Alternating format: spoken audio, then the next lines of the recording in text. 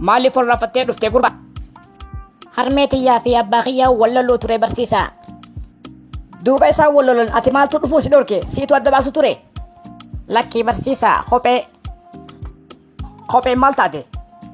kophee tiyya takka harmee tiyyaa harkaa qaba takkaas abbaa kiyyaa harkaa qaba sanumaa fi hanga wallolanii fixanii eeggadhee uffadhee dhufe barsiisaa. Baaba, intala fuutee wajjii akkamii bultiin?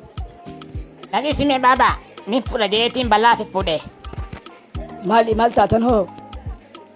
Nakaaseetiin intala googil fi fuudhee bikkaan fudha jiraadhu sarchi gooteetuma qacamna goote guyyuu haatiyaan na goote saayiboota kiyyaa hojillee kaaffeellee dhuguu dadhabe. Akkamis yaakuu dandeessi kaameeraa sirra gaxamatte ilma kiyya? Intaltii gostiisii intarneetii maqaan si hanga akaakootii googil sarchi injaayin saatalaayiti eessattiin duraa bahaa jetteeti. Feesbuukis obboleessisiiti ilma kiyya.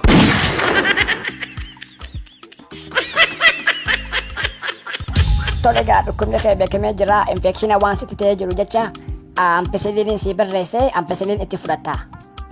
Doktor Ifamaa wajji ampesiliin kanarra jijjiiranii wanti lilliin qabdu hundinaan taatu teetiraasaayikiliin ampesiliin baaziliin girisiliin naaf hin taatu doktor waan shinshin qabu na jijjiiri. Injection, medication, denomination, telecomplication, cooperation akan na jijjiiri doktor. Saahibii jaartii xariilaa akka bishaanii amma na kadheemiyaani billaa aleeti. Maal jechuu barbaaddeeti shaarukaan keenya? Bilbila friendii tiyyaa ta'in alaaqa buusan akkasiin hin beene jecha baasirii lawuu godheetiin seef godhe yeroon an biran jiraanne yoo bilbilli kiyya bilbilame isin yoo agarte fuuteeti chaajira naa keessi gaaf takka faa osuma chaajira jirtuuti dawwalamte san maannaan jette ni beektaa? Sa bilbilli kee osuma chaajira jiruuti baasirii lawuu jaa'ii jette qadeellii tiyyatun.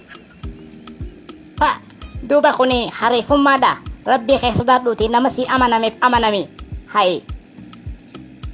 Sheekh Imaan Ful gorsa keetiin achuma nala dhaabbadhu amantiin teenya afur nu fayyamte hangaan afur fuudhuu taffin ja'a. Sheekha keenya sheekheeshin galatoome.